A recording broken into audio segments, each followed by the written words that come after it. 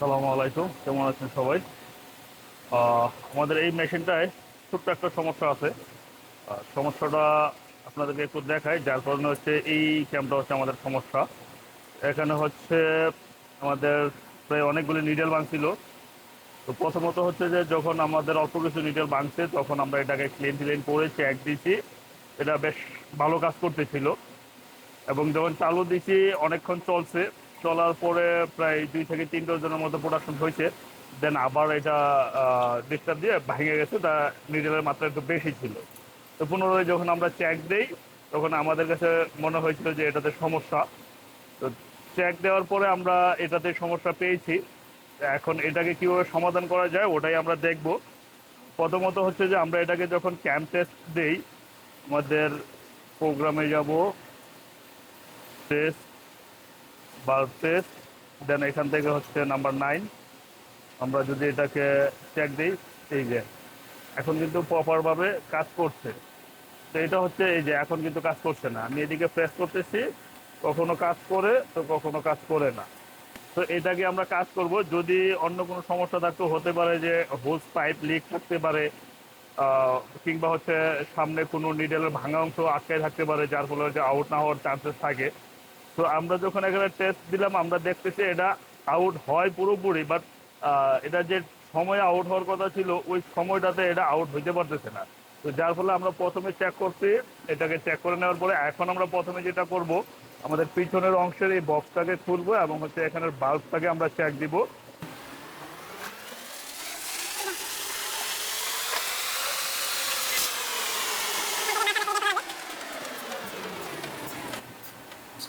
এই যে এই বাল্বটা আমাদের হচ্ছে এই বাল্বটা সমস্যা করতেছে, এই যে এটা। আর নিচের দিকে আপনারা হয়তো দেখতেছেন একটা এলইডি লাইট ব্লিঙ্ক করতেছে। আমাদের এই বাল্বটাকে একটু কাজ করা লাগবে। আমরা এখন এটাকে খুলবো।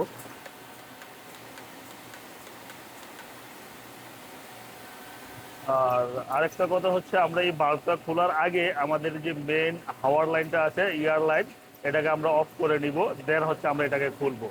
কারণ এটা খোলার পরে আমরা উপরের এই ব্ল্যাক অংশটা পর্যন্ত খুলতে পারবো। দেন বাল্বের ভিতরে যে পিস্টনটা আছে, পিস্টন খোলার জন্য আমাদেরকে সর্বপ্রথম এটার এয়ার লাইনটা বন্ধ করে নিতে হবে।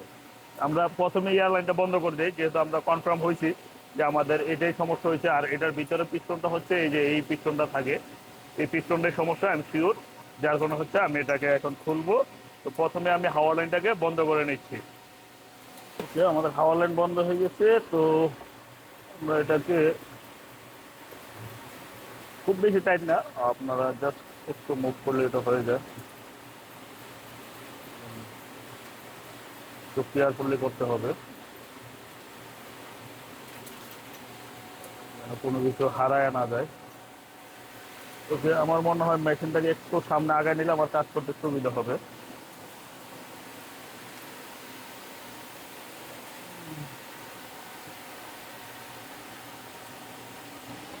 বিষয়টা হচ্ছে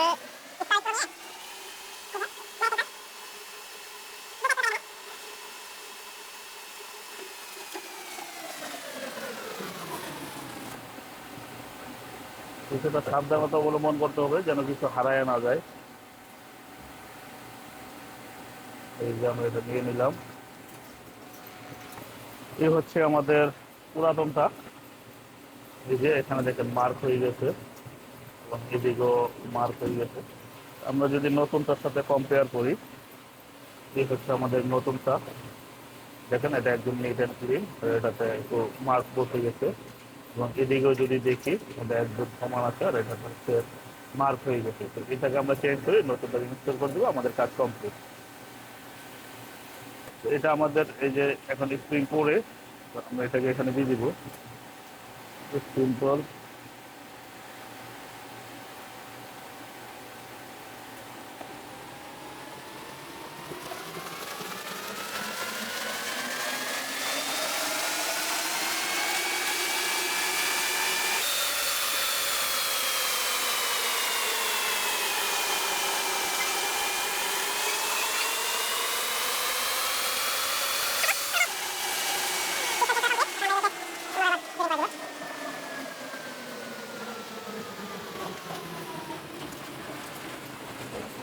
তো যাই হোক, আমার ভিডিওতে হয়তো নয়েজ একটু বেশি আছে, কারণ যারা এই ডিপার্টমেন্টে কাজ করে তারা জানেন যে মেশিনের শব্দ একটু বেশিই থাকে। মেশিনের শব্দ থেকে ভিডিও রেকর্ড করতে গেলে একটু নয়েজ থাকবে, স্বাভাবিক। মেশিনে প্রচুর নয়েজ, তো একদম ক্লিয়ার সাউন্ড আনাটা একটু কষ্ট। হ্যাঁ, আনা সম্ভব যদি আমি পরে ভয়েস অ্যাড করি। আমি চাই যেন সাথে সাথে আপনাদেরকে ভয়েসটা দিয়ে দেওয়ার জন্য। ওকে, তো আমাদের এখন এটাকে টেস্ট করব। তার আগে আমরা হাওয়ার লাইনটা যে বন্ধ করছি ওটাকে চালু করে নিই। আমরা এখন টেস্ট দিব। এই যে একদম প্রপারলি কাজ করতেছে। এখন আর কোনো লেট নেই। আগে লেট কাজ করতো, যার ফলে আমাদের নিজের করে ভেঙে যেত। আলহামদুলিল্লাহ এখন প্রপার ওয়েতে কাজ করতেছে। তো ধন্যবাদ সবাইকে।